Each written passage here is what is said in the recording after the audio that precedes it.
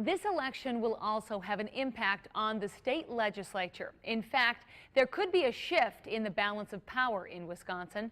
For the last 2 years, Republicans controlled both the Senate and the Assembly. Andrew is back now with the facts. Michelle, in the Senate, that lead was narrowed during the last session, 17 to 16. 17 of the seats are up for grabs. 6 incumbents are running, along with 4 Democrats. 2 of those Democrats are unopposed, and 7 races feature no incumbents. Over in the Assembly, Republicans had a 60 to 38 advantage with 1 independent. All 99 seats are up for election. 28 Republicans and 19 Democrats are running unopposed. 22 Republican incumbents are running, along with 16 Democrats. 14 races have no incumbents. So where are these races in our area? In the Senate, the 3 districts on this map are up for grabs. They're in the Green Bay, Fox Valley, and Southern Lakeshore areas. The winners will serve a 4-year term. There are 12 assembly races scattered across our viewing area. We've shaded those districts in on this map. The winners there will serve 2-year terms. You can find a list of all these candidates by going to fox11online.com and clicking on the More Races button. Michelle? All right, Andrew, thanks. We asked Governor Walker and Mary Burke about the importance of party control in the legislature. Now, both candidates obviously hope their own parties get a boost, but they say they will work with whichever lawmakers are elected. So less than 3% of the bills I signed into law were just Republican-only bills.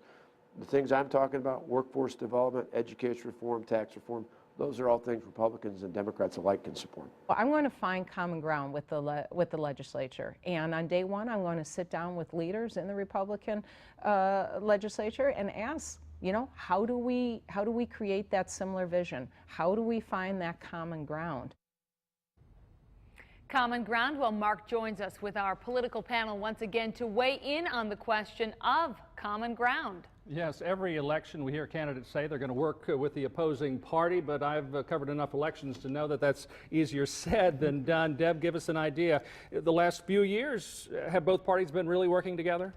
Well, we've been very polarized, honestly, and the Republicans have been in charge of the entire government during this time. Because you heard Governor Walker say the bills he signed were Democrats supported too. Well, I think he's probably pushing that a little bit.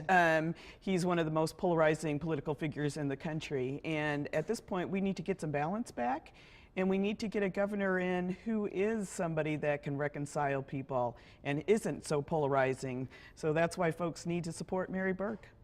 Can both sides work together if there is a change in power in the legislature? Well, without a doubt, I think that Governor Walker has done a decent job working with the other side as well. Like he said, less than 3% of the laws that he has signed were Republican only.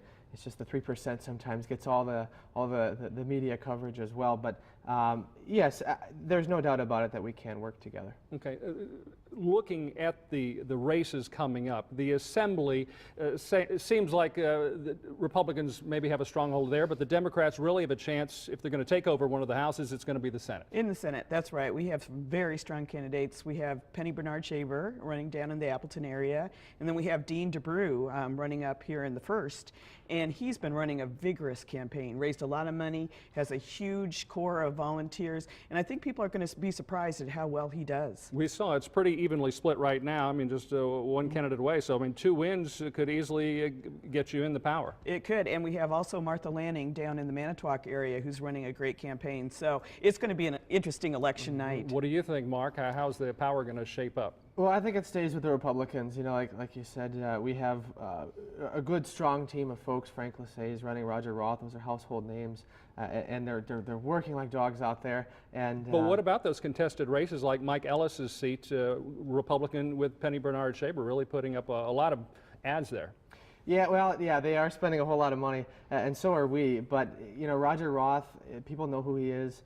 He's been a representative in that area and ran the congressional campaign. Okay. So I think that stays with him. They know Penny too. We'll continue to follow it.